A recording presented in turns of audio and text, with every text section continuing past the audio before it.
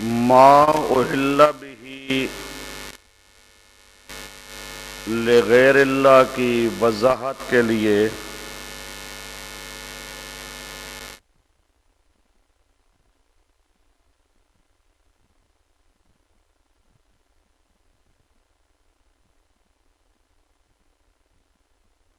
بیان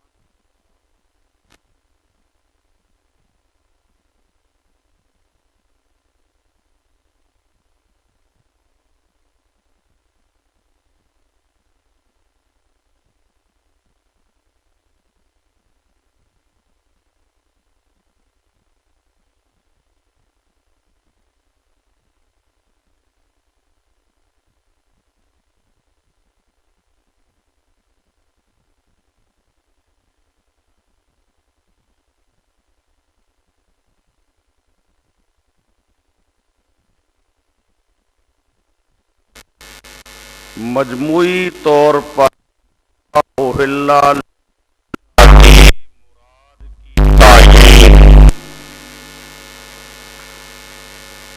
ما احل به لغیر اللہ کی وضاحت کے لیے یہ 4 فصلیں آپ کے سامنے آئیں گی۔ اب پہلی فصل میں بیان ہوگا لفظ ما اور لفظ فسقن، اس کی وضاحت۔ قرآن پاک میں یہ احل بہ لغیر اللہ 4 مقامات پر آیا ہے۔ دوسرے پارہ میں، چھٹے پارہ میں، 8ویں پارہ میں، پھر 14ویں پارہ میں 4 مقامات پر اللہ پاک نے احل بہ لغیر اللہ کا ذکر کیا ہے۔ ان میں سے 3 مقامات پر اللہ پاک نے لفظ استعمال کیا ما احل، سورۃ بقرہ میں، سورۃ مائدہ میں چھٹے پارہ میں، اور سورۃ نحل 14ویں پارہ میں۔ ان 3 مقام پر لفظ ہے ما، اور 8ویں پارہ میں سورۃ انعام میں احل کے ساتھ لفظ ما نہیں ہے، بلکہ وہاں پر ہے لفظ فسقن احل، فسقن احل۔ اب 4 مقام ہیں، 4 مقامات میں سے 3 پر لفظ ما اور 1 مقام پر لفظ فسقن اللہ پاک ہے۔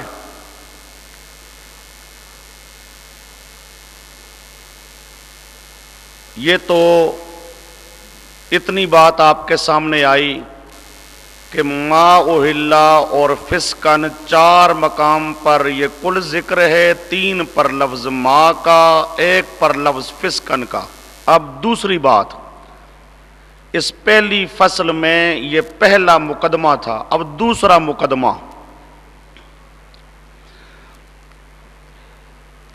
مقدمہ سمجھو۔ لفظ ہے ما کا، یہ جو کلمہ ما، لفظ ما ہے، اس کا اصلی اور وضعی معنی، موضوع لہو معنی عموم ہے۔ لفظ ما عموم کے لیے وضع کیا گیا ہے۔ اس کا موضوع لہو معنی، جس معنی کے لیے اس کو وضع کیا گیا ہے، جو اس کا اصلی معنی ہے، وہ اصلی معنی کیا ہے؟ لفظ ما کا عموم۔ یہ لفظ ما کا خصوص کے لیے بھی استعمال ہوتا ہے، لیکن خصوص کے لیے استعمال ہوگا جب کوئی قرینہ وغیرہ موجود ہوگا، کوئی عارضہ آ جائے گا کہ اصلی معنی مراد نہیں ہے، تو پھر وہ خصوص والا معنی مراد ہو جایا کرتا ہے، لیکن اصلی معنی موضوع لہو معنی وہ معنی اس کا کیا ہے؟ عموم۔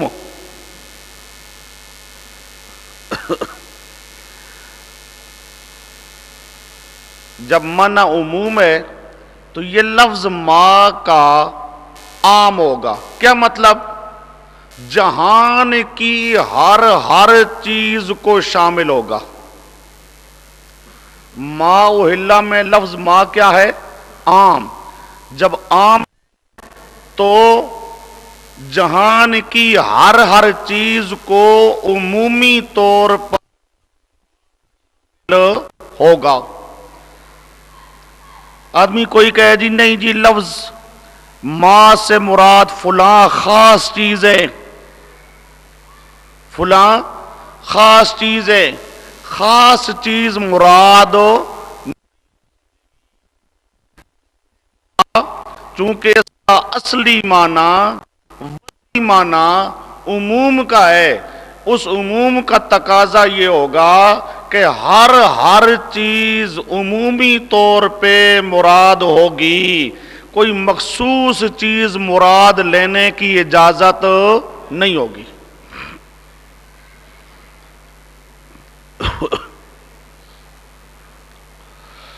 اچھا جی، ایک بات ذہن میں رکھو، اب گویا کہ عموم والا معنی اصلی معنی ہے۔ یہ لفظ ما خصوص کے لیے بھی استعمال ہوتا ہے، لیکن وہ خصوص والا معنی صرف احتمال کے درجے میں ہوتا ہے، اس کو یوں کہہ لو جیسے مجازی معنی ہے۔ حقیقی معنی قرینے کا محتاج نہیں ہوا کرتا۔ لفظ ما کا معنی عموم والا یہ حقیقی معنی ہے، قرینہ کے بغیر بھی یہی مراد ہوگا۔ حقیقت قرینے کی محتاج نہیں ہوا کرتی، لیکن مجازی معنی کے لیے قرینہ کا ہونا ضروری ہوتا ہے۔ خصوص والا معنی یوں سمجھو جیسے مجازی معنی ہے۔ خصوص والا معنی اس وقت مراد ہوگا جب خصوص والے معنی کے لیے کوئی قرینہ موجود ہوگا۔ بغیر قرینہ کے یہ خصوص والا معنی احتمالی معنی ہے، صرف اس معنی کا ایک احتمال ہے۔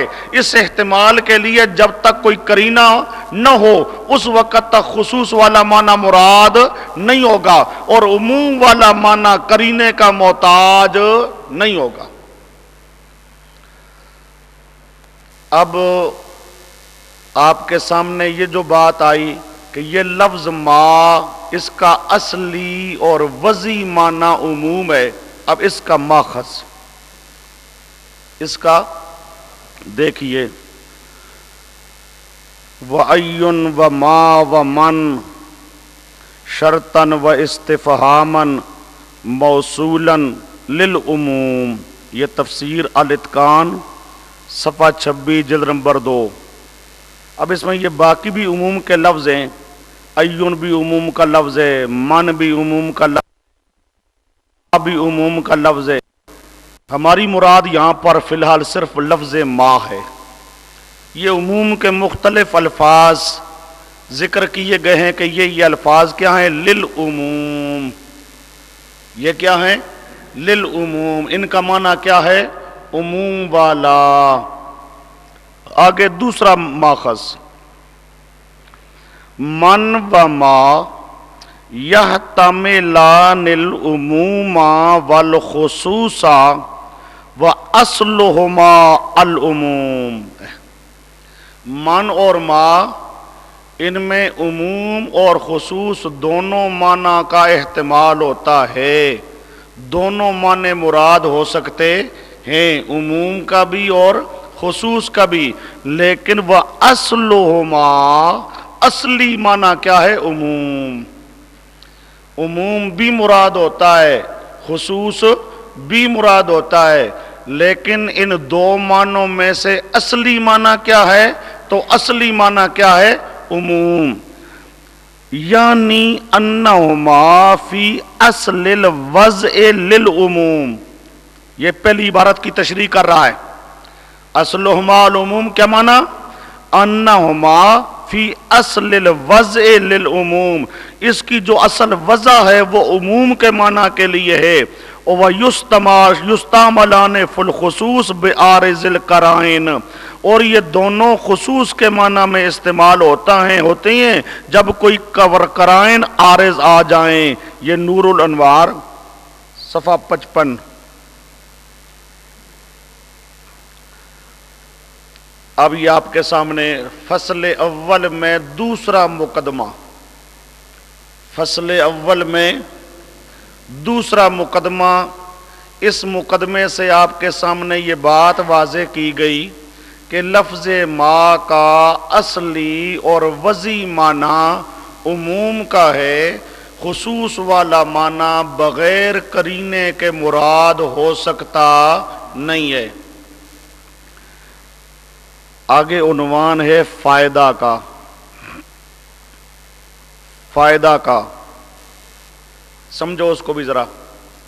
3 مقام پر تو لفظ ہے ما کا، چوتھے مقام پر لفظ ہے فسقن کا۔ فسقن کا معنی نافرمانی، فسقن کا معنی کیا ہے؟ نافرمانی۔ اب وہاں فسقن سے مراد کیا ہے؟ یعنی ہر وہ چیز جو اللہ کی نافرمانی کا سبب بنے،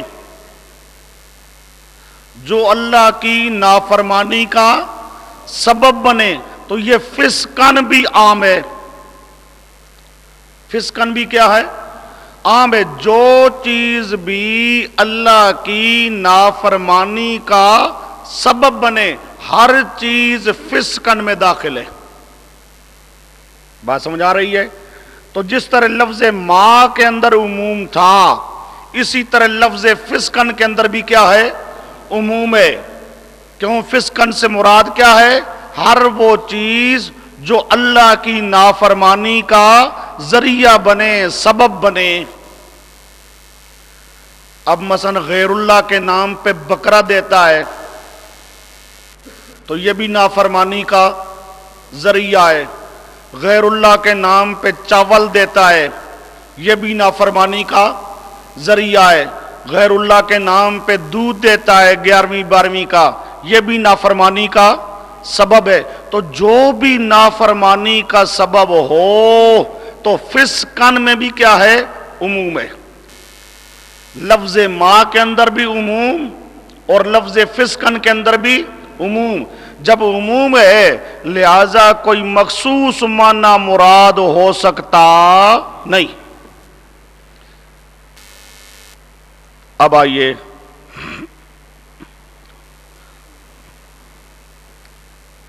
خلاصہ، یہ لفظ پڑھ لو۔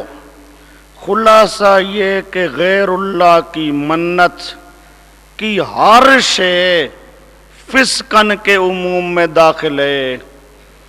غیر اللہ کی منت منوتی ہو، نظر نیاز ہو، بکرا ہو، دودھ ہو، چاول ہو، گندم ہو، کپڑا ہو، جو چیز بھی غیر اللہ کے نام پر منت منوتی کے طور پہ دی جائے وہ نافرمانی کا سبب ہے، لہذا ہر چیز مراد ہوگی۔ ہر چیز، لفظ ما کا تقاضا بھی ہے کہ ہر چیز مراد ہو، فسقن کا تقاضا بھی یہ ہے کہ ہر چیز مراد ہو۔ اب آپ کے پاس ماخذ اس لفظ فسقن کے لیے کہ فسقن میں جو بھی گناہ کا سبب بنے، گناہ کا ذریعہ بنے، ہر چیز مراد ہے، مخصوص چیز مراد نہیں ہے۔ اس کا ماخذ، اس کا چنانچہ آپ کے پاس ہے ماخذ، فسقن یا وہ جانور و غیر جانور، وہ جانور و غیر جانور جو شرک کا ذریعہ ہو، شرک کا جانور ذریعہ بن جائے وہ بھی حرام۔ جانور کے علاوہ کوئی اور چیز، دودھ، کپڑا، گندم، جو، چاول، جو چیز بھی سبب بن جائے ذریعہ بن جائے تو وہ بھی کیا ہوگی حرام. لأن الحرمت بالاحلال لا یختص بالحیوان، کیونکہ احلال والی حرمت، احلال نامزد کر دینا، نامزد کر دینا، فلاں کے نام پہ دے دینا، یہ نامزد کرنے والی جو حرمت ہے یہ حرمت نہیں مختص ہے ساتھ حیوان کے. حیوان غیر کے نام پہ نامزد کر دے تب بھی حرام، اور دودھ غیر کے نام پہ نامزد کر دے وہ بھی حرام. یہ بیان القرآن اسی فسقن والی جو آیت ہے سورۃ انعام کی، اسی آیت کے اوپر بیان القرآن کے اندر یہ وضاحت موجود ہے. اب اتنی بات سمجھنے کے بعد اب خلاصہ نکالو، یہ ساری بحث کیوں کی جا رہی ہے؟ آج کے زمانے کا مشرک ما احلہ میں کہتا ہے صرف جانور حیوان جس کو ذبح کیا جائے صرف وہ حرام ہے. آج کے زمانے کا مشرک اس ما احلہ کو مختص کرتا ہے مذبوحہ کے ساتھ. کس کے ساتھ؟ وہ جانور جو ذبح کیا جائے غیر کے نام پر، غیر کے نام پر ذبح کیا جانے والا جانور حرام ہے. آج کا مشرک اس آیت میں تحریف کرتا ہے، اس آیت کا معنی بگاڑتا ہے، اور وہ کہتا ہے کہ یہاں پر مراد کیا ہے؟ صرف جانور جس کو غیر اللہ کے نام پر ذبح کیا جائے. اس لیے بات سمجھائی جا رہی ہے کہ مخصوص طور پہ جانور مراد نہیں ہے. مراد کیا ہے؟ اللہ کے علاوہ غیر کے نام پر جو چیز بھی دی جائے، حیوان دیا جائے تو وہ بھی حرام ہوگا، حیوان کے علاوہ باقی کوئی چیز دی جائے گی تو وہ بھی حرام ہوگا. اگر بکرا چھترا دیتا ہے غیر کے نام پہ وہ بھی حرام ہوگا، اور بکرا چھترا کے علاوہ کوئی اور چیز دیتا ہے، مٹھائی دیتا ہے غیر اللہ کے نام پہ، غیر اللہ کے نام پہ دیگیں پکاتا ہے، غیر اللہ کے نام پر چاول پکاتا ہے، غیر اللہ کے نام پہ روٹیاں پکاتا ہے، یعنی غیر اللہ کے نام پر جو چیز بھی ہوگی، جو بھی فسق شرک کا سبب بنے گی، نافرمانی کا سبب بنے گی، جو چیز بھی نافرمانی کا سبب بنے گی ہر وہ چیز حرام ہوگی. یہ لفظ ما بھی عموم کے لیے، لفظ فسقن بھی عموم کے لیے. لہذا یہاں پر آج کا مشرک تعویل کرے جی صرف مخصوص طور پہ مذبوحہ جانور مراد ہیں، تو یہ تعویل کرنے کی اس کو اجازت نہیں ہوگی، چونکہ لفظ ما عام ہے، اور سمجھا چکا ہوں یہ عام اپنے ہر فرد کو شامل ہوتا ہے قطعی طور پر. لہذا اس عام کے اندر اگر خاص مراد لیتا ہے تو خاص مراد لینے کے لیے کوئی قطعی دلیل ہونی چاہیے، قطعی دلیل ہونی چاہیے. قطعی دلیل کے بغیر خاص معنی مراد لیا جا سکتا نہیں ہے. اچھا جی،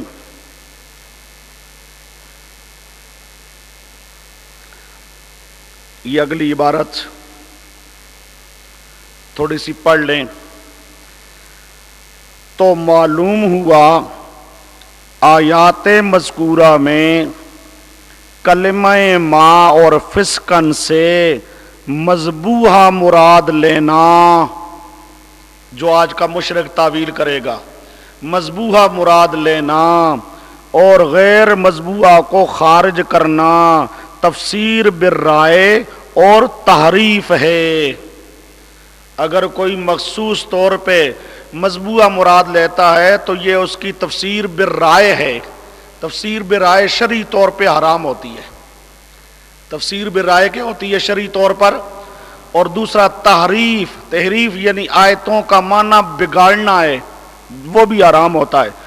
بلکہ معنی یہ ہے کہ ہر وہ چیز جو غیر اللہ کے تقرب کے لیے نامزد کی جائے، خواہ وہ پینے کی چیز ہو یا پہننے کی یا کھانے کے برتن یا رہائش کا مکان یا سواری یا زمین یا گھاس یا کنواں، غرض ہے کہ اس جہان کی کوئی ایسی چیز نہیں جو کہ غیر اللہ کے تقرب کے لیے نامزد کی گئی ہو اور کلمہ ماں اس کو شامل نہ ہو۔ غیر اللہ کے نام پر جو بھی چیز دی جائے گی یہ لفظ ماں کا اس کو شامل ہوگا، اور غیر اللہ کے نام پہ جو چیز بھی دی گئی ہوگی وہ کیا ہوگی؟ حرام ہوگی۔ اب یہ جو خلاصہ نکالا ہے اس قانون کے مطابق، اب اس کے لیے شواہد، اس کے لیے آئیے شاہد اول شاہ رفیع الدین فرماتے ہیں، اب وہ ترجمہ کرتے ہیں آیتوں کا، اور جو کچھ پکارا جائے، جو کچھ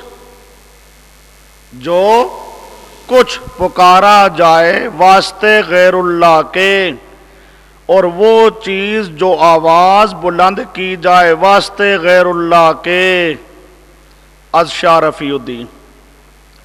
اب یہاں پر وہ کیا لکھتی ہیں؟ جو کچھ بھی غیر اللہ کے لیے پکارا جائے، وہ چیز جس پر غیر اللہ کا آواز بلند کیا جائے، جو بھی ہو۔ یہ لفظ میں جو معنی کر رہی ہیں، معنی کس کا کر رہی ہیں؟ عموم کا۔ آگے دوسرا شاہد شاہ عبد القادر فرماتی ہیں، اور جس چیز پر نام پکارا جائے اللہ تعالی کے سوا، یہ سورۃ مائدہ میں آیت کا ترجمہ۔ آگے جس پر نام پکارا جائے سوا اللہ تعالیٰ کے، سورۃ بقرہ میں، یا گناہ کی چیز سوا اللہ تعالیٰ کے، سورۃ انعام میں، جس پر نام پکارا جائے اللہ کے سوا، سورۃ نحل۔ یہ شاہ عبد القادر صاحب کے چاروں آیتوں میں ترجمے ہیں، اور چاروں آیتوں میں جس چیز عام، سمجھے، جس چیز پر بھی غیر اللہ کا نام آ جائے گا، وہ سمجھے، جس چیز کو بھی غیر اللہ کے نام پر نامزد کر دیا جائے گا، ہر چیز وہ حرام ہوگی۔ صرف مذبوحہ کی بات نہیں ہے، مذبوحہ ہو یا غیر مذبوحہ ہو، جانور ہو یا غیر جانور ہو، ہر چیز کیا ہوگی؟ حرام ہوگی۔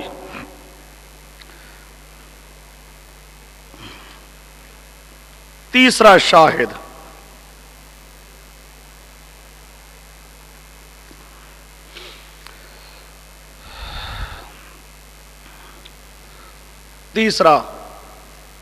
یہ جو پہلے دو شاہد تھے، یہ دو شاہد نقلی ہیں، نقلی دلیل ہے کہ فلاں بزرگ نے یہ معنی کیا، فلاں بزرگ نے یہ معنی کیا۔ یہ پہلے دونوں شاہد کیا ہیں؟ یہ بطور نقل کے ہیں، بطور۔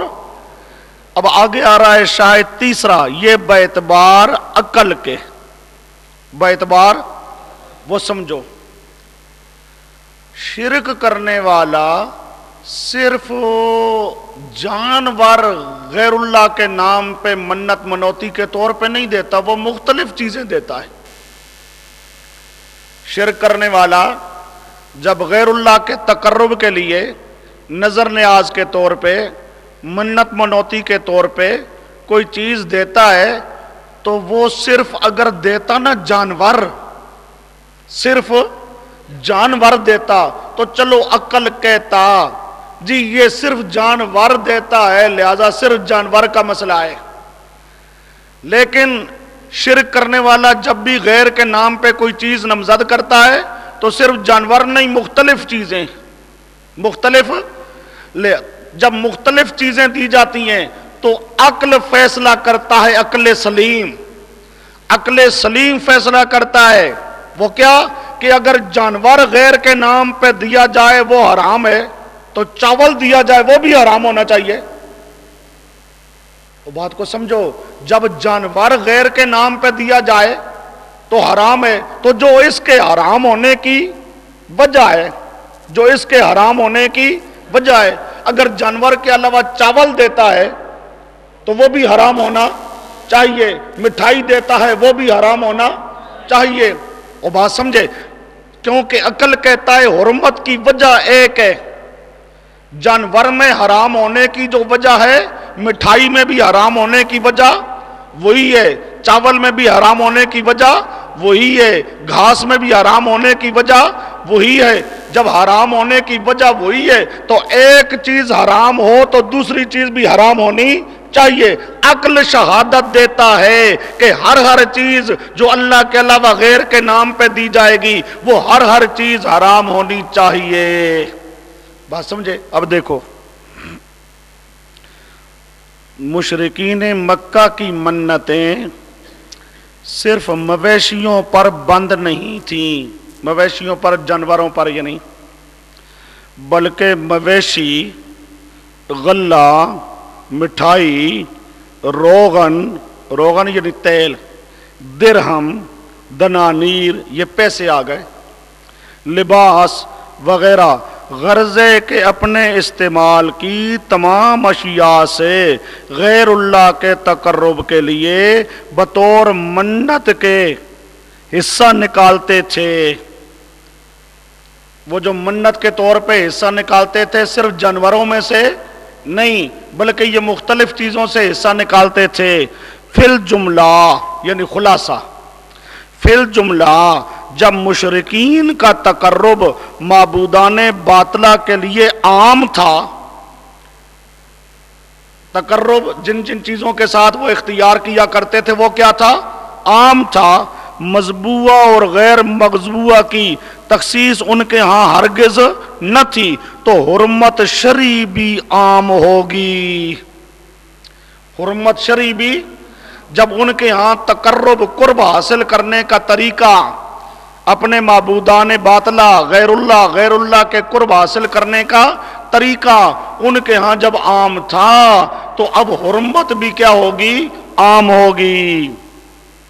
ہر منظور لغیر اللہ حرام، خواہ مذبوحہ ہو یا غیر مذبوحہ۔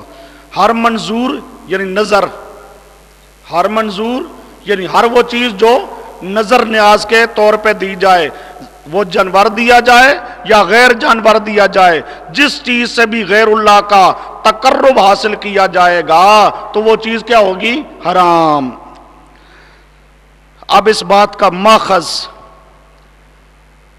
اس بات کا سمجھو ماخذ، ماخذ کہ صرف جانور نہیں دیتے تھے، مختلف چیزیں دیتے تھے۔ وہ غیر اللہ کے تقرب کے لیے صرف جانور نہیں دیتے تھے بلکہ مختلف چیزیں دیتے تھے۔ اب اس کے لیے یہ ماخذ، وَجَعَلُوا لِلَّهِ مِمَّا زَرَعَ مِنَ الْحَرْثِ وَالْأَنْعَامِ نَصِيبًا، سورۃ انعام۔ اب یہاں پر آ گیا انعام، جانور، غیر اللہ کے نام پہ جانور جیسے دیتے تھے، من الحرث، حرث کھیتی، غلہ، حرث کھیتی، غلہ چاول، گندم، بات سمجھے؟ جو کھیتی تیار ہوتی تھی، گندم، چاول کی کھیتی، جو یہ کھیتی تیار ہوتی تھی وہ غیر اللہ کے نام پہ دیا کرتے تھے۔ تو صرف جانور غیر کے نام پہ نہیں دیا جاتا تھا بلکہ جانور کے علاوہ اور چیزیں بھی غیر کے نام پہ دی جاتی تھیں۔ جب تقرب اختیار کرنے کے لیے چیزیں مختلف تھیں، تقرب غیر اللہ کا عام، تو حرمت بھی عام ہے۔ اسی آیت کریمہ پر فہم سلف،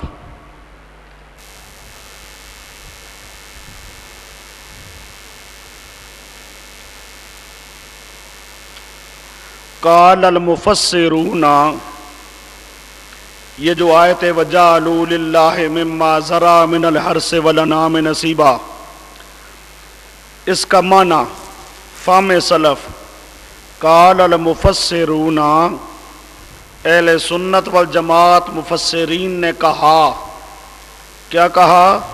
کان المشرکون فی الجاہلیت، کان المشرکون فی الجاہلیت یجعلون للہ من حروسہم وثمارہم وانعامہم وسائر اموالہم نصیبا، تفسیر خازن صفحہ 155 جلد نمبر 3۔ مشرک جو جاہلیت والے تھے وہ کر دیتے تھے اللہ کے لیے من حروسہم، کھیتی، حرس حروس کھیتیوں میں سے، ثمارہم ثمر پھل پھلوں میں سے، انعامہم جانوروں میں سے، وسائر اموالہم باقی مالوں میں سے، باقی یعنی ان کے تقرب کرنے کا ذریعہ، تقرب حاصل کرنے کا ذریعہ خاص نہیں تھا، عام تھا۔ جب تقرب حاصل کرنے کا ذریعہ عام تھا تو حرمت کی وجہ تو تقرب ہے، اور سمجھو حرمت کی وجہ کیا ہے؟ تقرب ہے، تو حرمت بھی کیا ہوگی؟ عام۔ جب تقرب عام ہے تو حرمت بھی عام ہے۔ تقرب بکرا چترا سے تو حرمت بکرے چترے کی، تقرب چاول سے تو حرمت چاول کی، وہ سمجھے تقرب دودھ سے تو حرمت دودھ کی۔ جس چیز سے تقرب حاصل کیا جائے گا غیر اللہ کا، ہر وہ چیز کیا ہو جائے گی؟ حرام ہے۔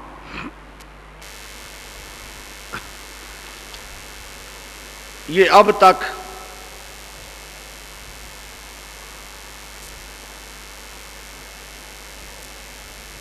مختلف انداز سے آپ کے سامنے مسئلہ واضح ہوا ہے کہ لفظ ماں بھی عام، لفظ فسقن بھی عام، پھر یہ اس عموم پر شواہد بھی موجود، شواہد عقلی بھی موجود، شواہد نقلی بھی موجود، پھر تقرب جن جن چیزوں سے حاصل کیا جاتا ہے وہ عام، اور حرام ہونے کی وجہ کیا ہے؟ غیر اللہ کا تقرب۔ جب یہ غیر اللہ کا تقرب جو علت ہے حرمت کی، یہ علت عام ہے تو اس کا حکم بھی عام ہوگا۔ جب یہ علت حرمت کی عام ہے تو اس کا حکم بھی عام ہوگا۔ یہ مختلف انداز سے آپ کے سامنے یہ بات واضح کر دی گئی ہے کہ یہاں پر مخصوص جانور مراد لینا درست نہیں ہے۔ اب ایک اور فائدہ کہ اگر مخصوص طور پہ مذبوحہ مراد لیا جائے تو تکرار لازم آتا ہے۔ تو کیا لازم آتا ہے؟ تکرار۔ سمجھو کیوں؟ سورت مائدہ میں جہاں ما اہلا کا ذکر ہے، ما اہلا کے بعد آگے کہتی ہیں اللہ پاک وما ذبح علی النصب۔ ما اہلا کے بعد کیا آ رہا ہے؟ ما ذبح علی النصب۔ اگر ما اہلا سے مراد بھی مذبوحہ، پھر آگے ما ذبح سے مراد بھی مذبوحہ، اور سمجھے اگر ما اہلا سے مراد بھی مذبوحہ اور آگے ما ذبح علی النصب اس سے مراد بھی کیا ہے؟ مذبوحہ، تو تکرار لازم آئے گا۔ لہذا تکرار سے بچنے کے لیے بھی ضروری ہے کہ ما اہلا سے مراد عام ہو، ما اہلا سے مراد عام ہو، مخصوص طور پہ مذبوحہ مراد نہ ہو۔ دیکھو فائدہ، اگر مراد خاص مذبوحہ لی جائے تو تکرار لازم آتا ہے، کیونکہ سورت مائدہ میں وما اہل بہ لغیر اللہ، وما اہل لغیر اللہ بہ کے بعد آگے جا کر فرماتے ہیں وما ذبح علی النصب۔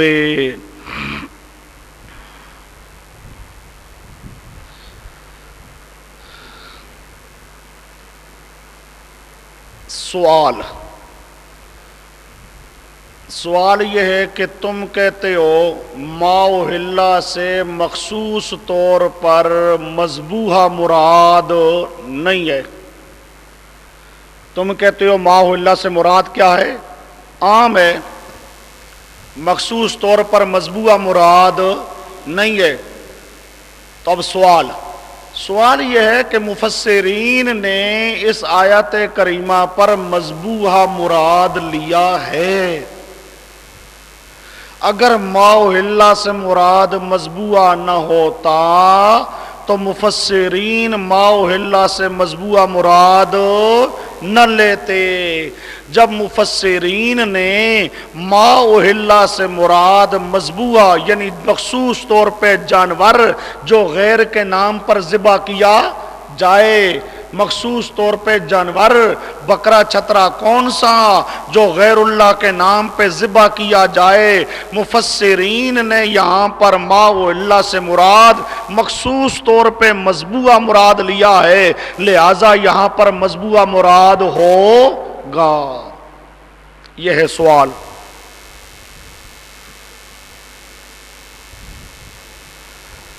آئیے اب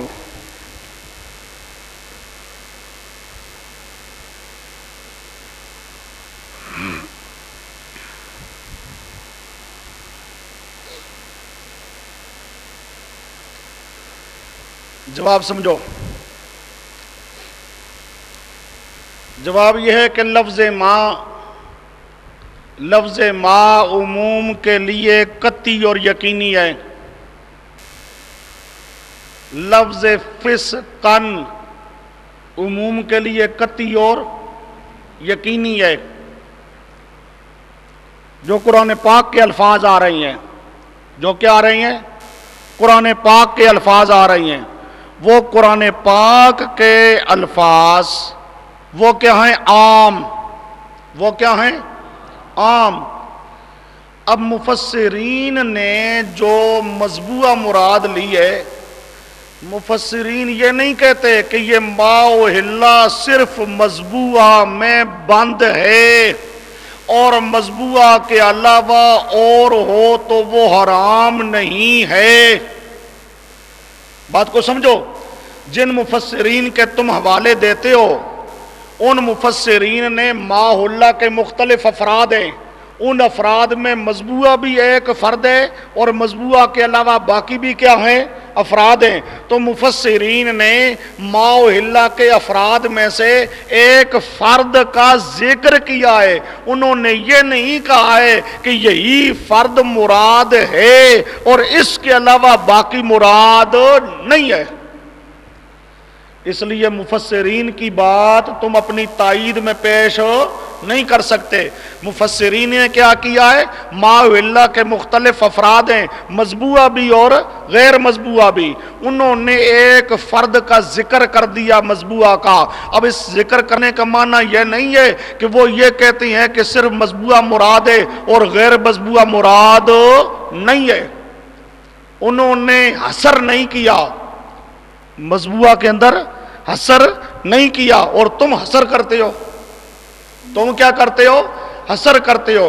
لہذا مفسرین کی تفسیریں وہ تمہاری تائید نہیں کرتی۔ دیکھو جواب۔ مفسرین نے آیات مذکورہ میں کلمہ ما اور فسقن سے مذبوحہ تو مراد لی ہے، لیکن یہ نہیں فرمایا کہ آیات مذکورہ مذبوحہ میں بند ہیں۔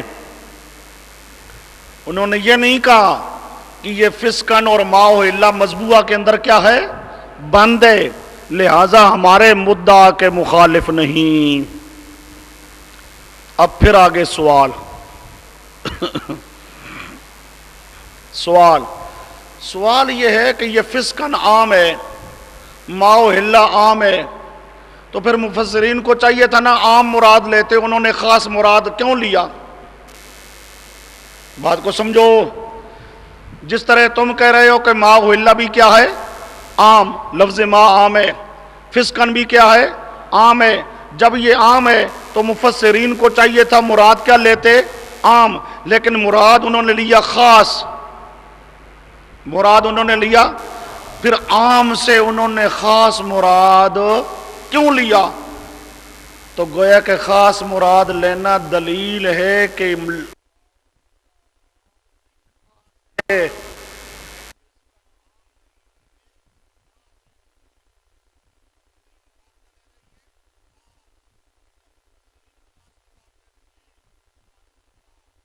اللہ سے مراد بھی خاص ہے، فسقن سے مراد بھی خاص ہے۔ اگر خاص نہ ہوتا تو مفسرین خاص مراد نہ لیتے، اگر عام ہے تو وہ مراد عام لیتے نا، پھر عام میں سے انہوں نے خاص مراد کیوں لیا؟ یہ سوال ہے۔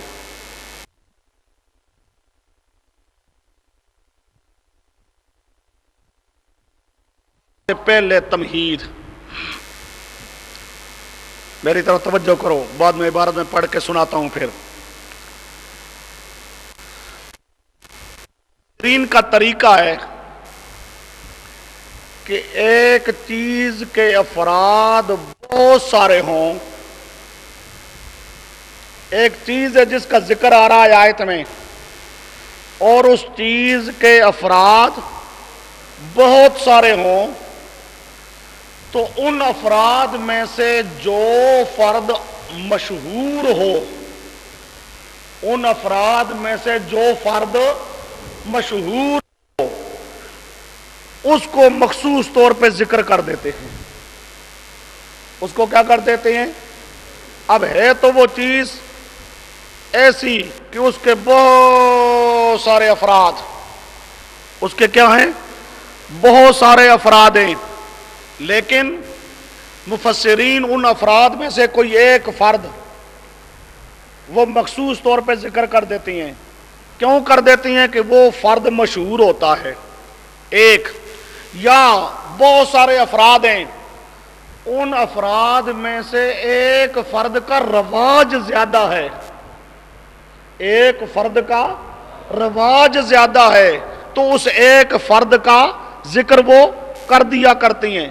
تو مقصد یہ نہیں ہوا کرتا کہ اب وہ چیز عام نہیں ہے، وہ چیز عام نہیں ہے، وہاں پر حصر مراد نہیں ہوا کرتا، بلکہ بوجہ شہرت کے یا باعتبار کثرت رواج کے وہ کسی ایک فرد کو ذکر کر دیا کرتی ہیں۔ یہ مفسرین کا طریقہ ہوتا ہے، یہ تمہید ہے۔ اس تمہید کا آگے جواب بنے گا کہ اگر مفسرین نے یہاں پر مذبوحہ کو ذکر کیا ہے تو اس کی وجہ یہ ہے کہ ما اہل کے افراد میں اس وقت عام طور پر طریقہ مذبوحہ کا رائج تھا، عام طور پہ مذبوحہ تک کا طریقہ رائج تھا، تو رواج کی وجہ سے اس کو ذکر کیا گیا، نہ کہ حصر کی وجہ سے۔ حصر نہیں ہے، حصر صرف رواج کی وجہ سے اس کو ذکر کیا گیا ہے۔ تفسیر ہوگی عام، تفسیر ہوگی، مراد کیا ہوگا؟ عام۔ اس ایک کا ذکر ہے بوجہ رواج کے یا بوجہ شہرت کے۔ اب آئیے تمہید الجواب، پہلے جواب کی تمہید ہے۔ جب کسی شے کے بہت افراد ہوں اور ان میں سے ایک فرد کو کسی وجہ سے مثلاً بوجہ شہرت کے یا کثرت رواج کے خصوصیت اور اہتمام حاصل ہو، سمجھے؟ ویسے تو افراد بہت ہیں، لیکن کوئی ایک فرد اس کو اہتمام حاصل ہو جائے بوجہ شہرت کے یا بوجہ رواج کے، تو مفسرین حضرات کی عادت فاشیہ، فاشیہ یعنی فاش، عام، فاشیہ فاش، عام عادت ہے کہ اس شے کثیر الافراد کی تفسیر میں باقی افراد کو چھوڑ کر صرف اس خاص فرد کو ذکر فرما دیتے ہیں، اس کی خصوصیت و اہتمام بتلانے کے لیے، اس کا اہتمام، اس کی خصوصیت بتلانے کے لیے، حصر کے لیے، وہ سمجھو حصر کے لیے نہیں۔ یہ ہے تمہید۔ اب آگے جواب۔ مفسرین کا مذبوحہ کو ذکر فرمانا بئی معنی ہرگز نہیں کہ ما اہل مذبوحہ میں بند حصر ہے۔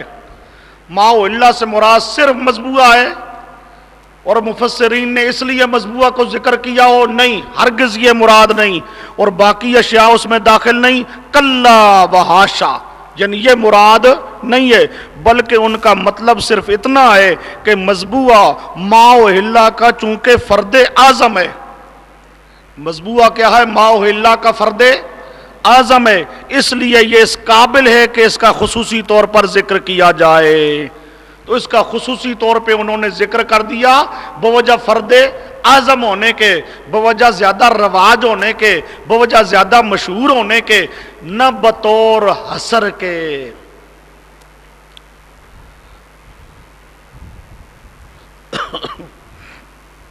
اب پھر ایک سوال ہے، سوال یہ ہے کہ ما احل کے بہت سارے افراد میں سے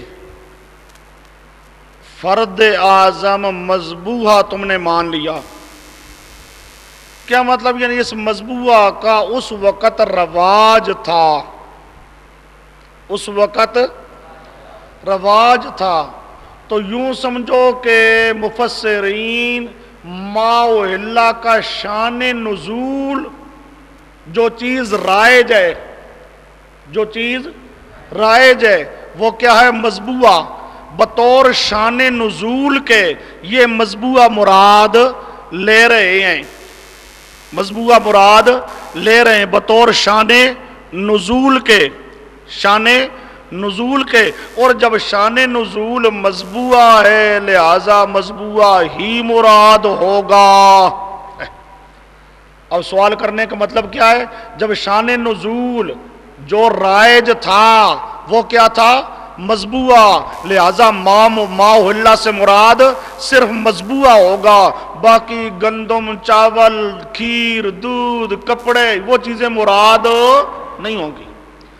اس کا جواب یہ پہلے بھی قانون گزر چکا ہے کہ شان نزول پر حکم بند نہیں ہوتا، حکم شان نزول پر بند نہیں ہوتا، حکم کیا ہوتا ہے؟ عام، حکم عام ہوتا ہے، اس عام کے افراد میں سے ایک فرد شان نزول والا بھی ہوتا ہے، یہ شان نزول والا اس عام حکم کا ایک فرد ہوا کرتا ہے، لیکن حکم آیت کا شان نزول پر بند نہیں ہوتا۔ یہ تمام اہل سنت والجماعت کا، تمام مفسرین اور محدثین کا ایک متفقہ قانون ہے کہ شان نزول پر حکم بند نہیں ہوتا، لہٰذا یہ حکم حرام ہونے والا صرف مذبوحہ پر بند نہیں ہوگا بلکہ غیر مذبوحہ کے لیے بھی حکم حرمت کا ہوگا۔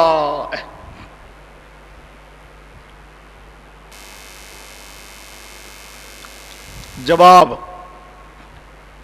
العبرۃ لعموم اللفظ لا لخصوص المعنی، اعتبار آیت کے جو لفظ عام ہیں ان کا اعتبار ہوگا، مخصوص معنی یعنی مخصوص شان نزول کا اعتبار نہیں ہوگا۔ اس کے لیے آگے ماخذ لکھا ہے، لأن النزول عندنا علی سبب لا یوجب الاقتصار، کسی سبب پر آیت کا نازل ہونا لا یوجب الاقتصار نہیں ثابت کرتا الاقتصار، حکم کا بند کر دینا اسی سبب پر، اقتصار کہ حکم بند کر دیا جائے اسی سبب پر، یہ ہمارے نزدیک نہیں ہے۔ کیوں؟ لأن الحکم عندنا، ہمارے نزدیک حکم العبرۃ لعموم اللفظ، لفظ جو عام ہے عام حکم ہوگا، لا لخصوص المعنی۔ احکام القرآن صفحہ 3۔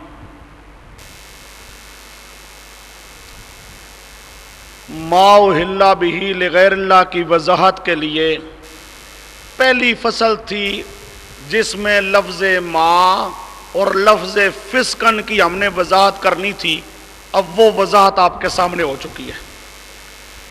نتیجہ اس کا پورا کیا نکلتا ہے کہ ہر وہ چیز جس سے غیر اللہ کا تقرب حاصل کیا جائے، غیر اللہ کا تقرب حاصل کیا جائے، وہ مذبوحہ سے حاصل کیا جائے تو وہ بھی حرام ہوگا، مذبوحہ کے علاوہ باقی چیزوں سے وہ سمجھے گندم سے، کپڑوں سے، لباس سے، گھاس سے، کھیر سے، دودھ سے، جس جس چیز سے غیر اللہ کا تقرب حاصل کیا جائے گا ہر وہ چیز کیا ہوگی؟ حرام ہوگی۔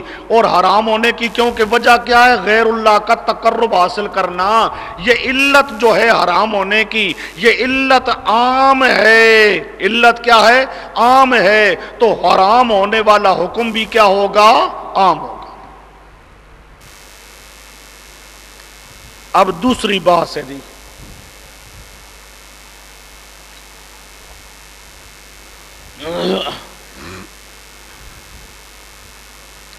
دوسری فصل ہے اوہلا کے معنی کی تشریح۔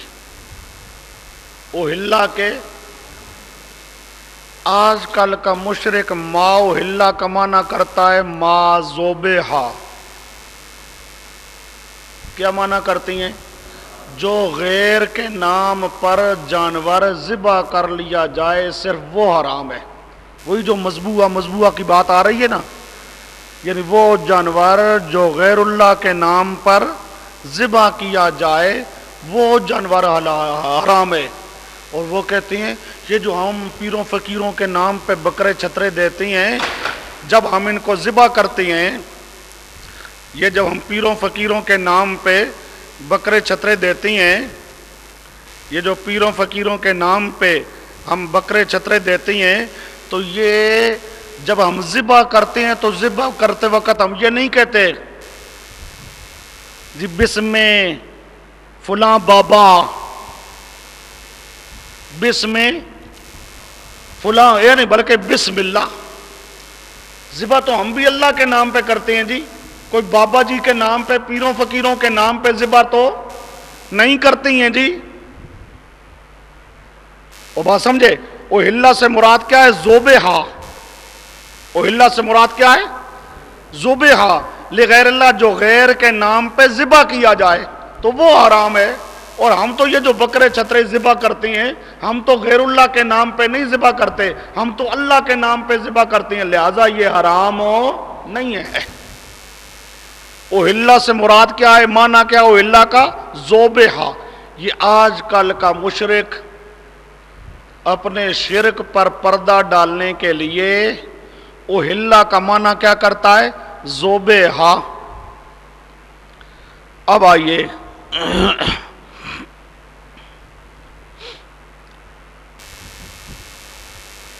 ہم نے اس دوسری فصل میں اوہلا کے معنی کی تشریح کرنی ہے۔ اوہلا احل یحل احلالا، احل یحل احلالا، اس احلال کا معنی، احلال کا معنی کیا ہے؟ آواز کرنا، مشہور کرنا۔ احلال نکلا ہے ہلال سے، ہلال، ہلال جو پہلی رات کا چاند ہوتا ہے نا، اس کو کیا کہتے ہیں؟ ہلال۔ پہلے زمانے میں طریقہ تھا، لوگ چاند دیکھا کرتے تھے، جب چاند دیکھتے تھے تو پھر ایک شور پڑ جاتا تھا، چاند چاند چاند چاند، شور پڑ جاتا تھا۔ تو ہلال کا معنی تھا مشہور کرنا، آواز کرنا، مشہور کرنا، آواز کرنا، یہ احلال کا معنی ہے۔ آواز کر دینا، بلند آواز کر دینا، مشہور کر دینا، احلال کا وضعی معنی یہ ہے۔ احلال کا وضع والا معنی، اور عرف عام میں بھی معنی یہی ہے۔ احلال کا معنی باعتبار وضع کے، دوسرا احلال کا معنی باعتبار عرف کے۔ احلال کا معنی باعتبار وضع کے، دوسرا احلال کا معنی باعتبار عرف کے۔ وہ کیا ہے؟ آواز دینا، مشہور کرنا، نامزد کرنا، آواز بلند کرنا۔ اور جو تم کہہ رہے ہو ذبح کرنا، احلال کا معنی کسی لغت کے کتاب میں ذبح کرنا نہیں ہے۔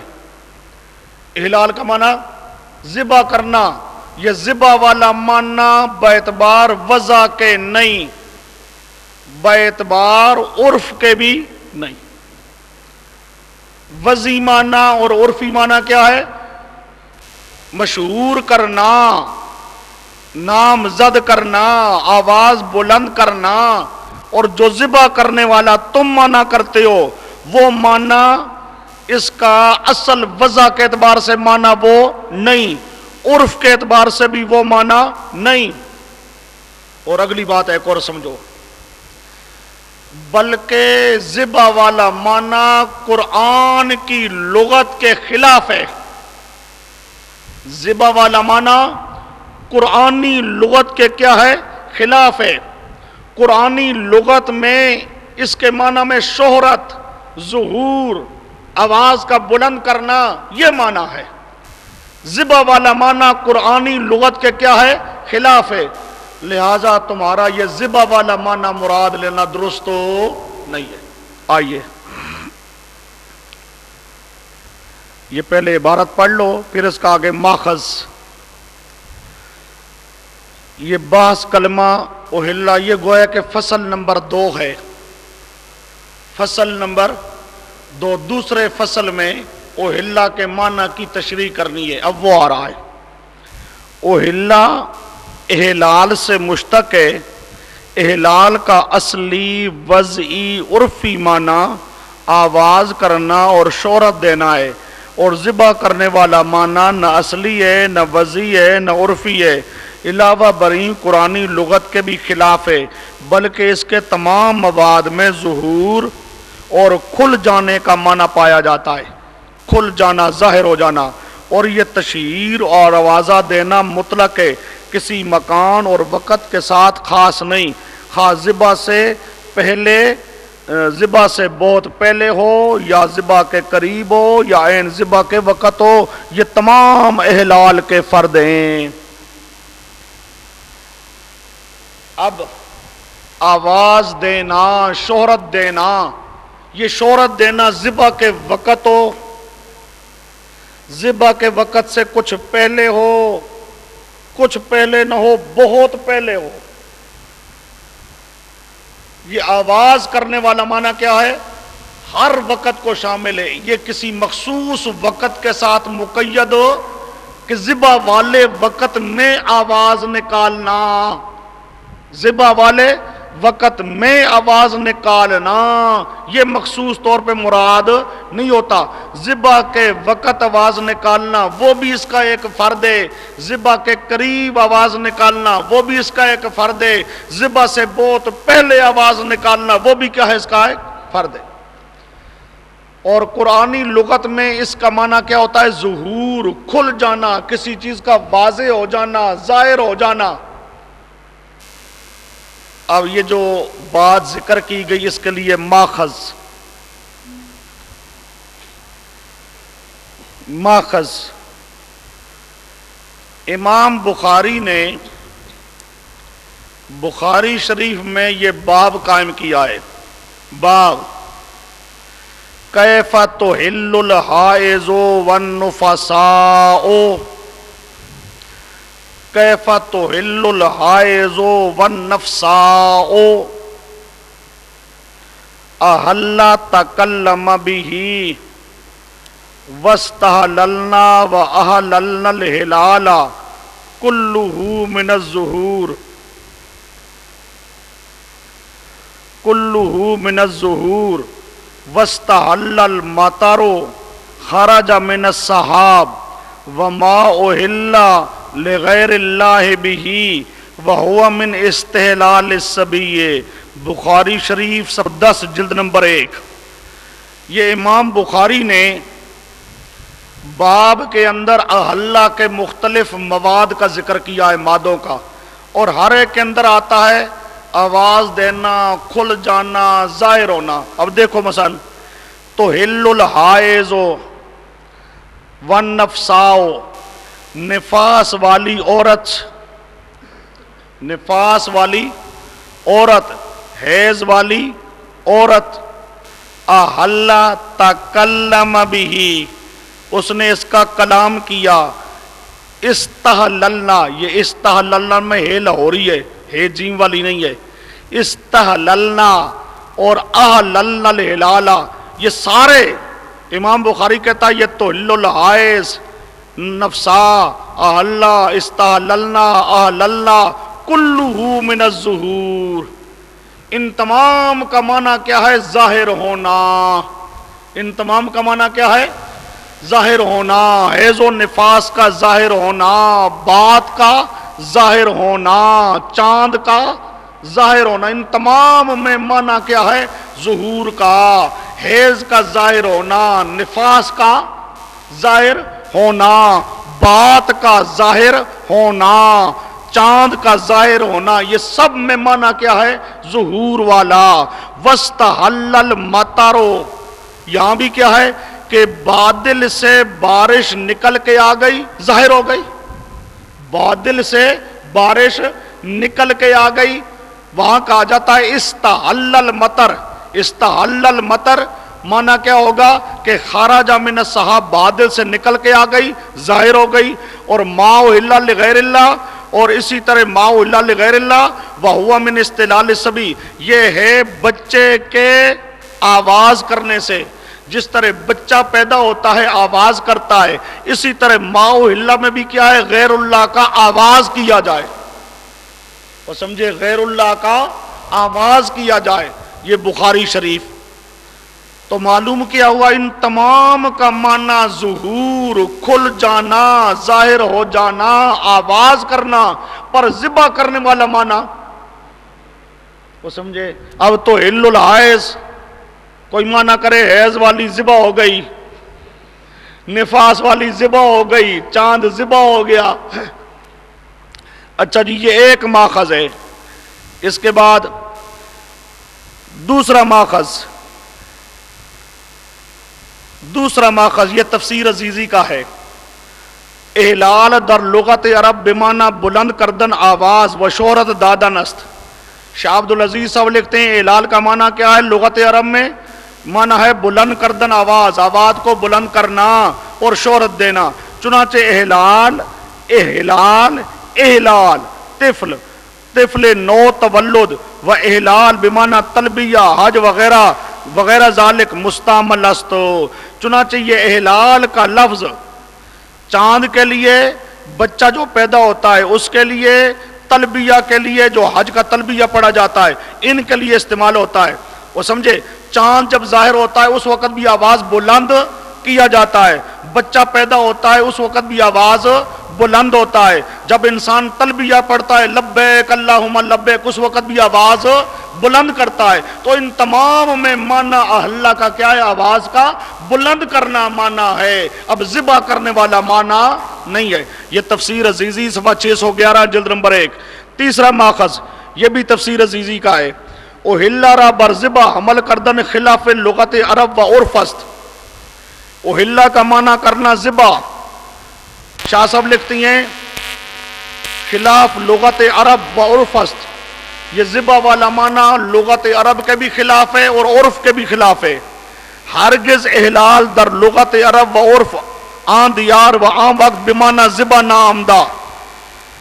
لغت عرب میں اور عرف میں ذبح والا معنی کہیں ثابت نہیں ہے. ذبح کے معنی میں احلال کہیں نہیں آیا.